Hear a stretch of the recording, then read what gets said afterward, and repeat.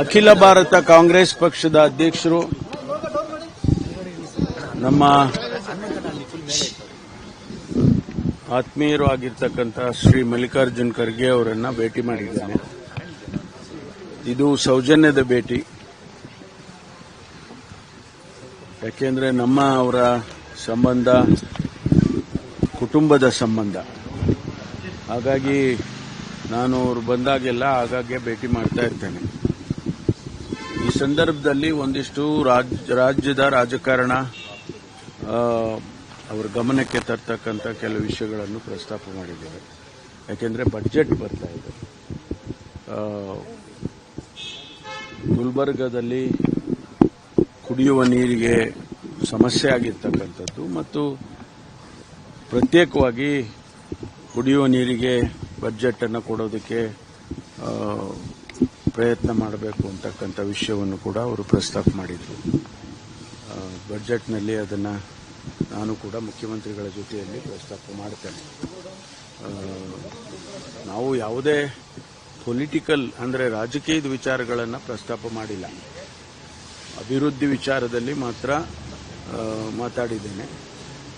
ಅದನ್ನು ಹೊರತುಪಡಿಸಿ ರಾಜ್ಯದ ರಾಜಕಾರಣದ ವಿಚಾರ ಯಾವುದನ್ನು ಕೂಡ ನಾನು ಪ್ರಸ್ತಾಪ ಮಾಡಿಲ್ಲ. ಅದು ಈಗಾಗಲೇ ಡಿಸೆಂಬರ್ ತಿಂಗಳಲ್ಲಿ ಅವರ ಕಂಪನಿ ಮೇಲೆ ಐಟಿ ದಾಳಿ ನಡೆದಿತ್ತು. ಅದಾದ ಮೇಲೆ ಅವರಿಗೆ ಮ್ಯಾಂಡೇಟರಿಲಿ 60 ದಿವಸದ ಒಳಗಾಗಿ ಅವರು ಫೈನಲ್ ಮಾಡಬೇಕು, ಚಾರ್ಜ್ ಶೀಟ್ ಏನೋ ಹಾಕಬೇಕು ಅನ್ನುವಂಥ ನಿಯಮ ಇದೆ ಅಂತೇಳಿ ಅವರು ಫೆಬ್ರವರಿ 4ನೇ ತಾರೀಕು ಒಳಗಾಗಿ ಅವರು ಫೈನಲೈಸ್ ಮಾಡಬೇಕು ಅಂತೇಳಿ ಅವರನ್ನು ಕರೆದಿದ್ರು ಅಂತ ಹೇಳಿದ್ರು.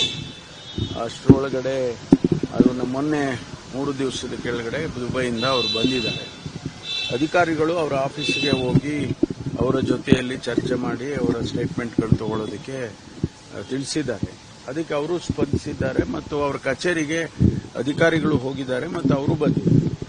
ಈ ಮಧ್ಯೆ ಅವರು ಒಳಗಡೆ ಹೋಗಿ ಒಂದು 5 ನಿಮಿಷ ಬರ್ತೇನೆ ಅಂತೇಳಿ ಒಳಗಡೆ ಚೇಂಬರ್ಗೆ ಹೋಗಿ ಅವರು ಸುಮಾರು 20 ನಿಮಿಷ ಹೊರಗಡೆ ಬರಲಿಲ್ಲ ಅಂತೇಳಿ ಬಾಗಿಲನ್ನು ಹೊಡೆದು ನೋಡಿದಾಗ ಅವರು ಆತ್ಮಹತ್ಯೆ ಮಾಡಿಕೊಂಡಿರೋದು ಗಮನಕ್ಕೆ ಬಂದಿದೆ.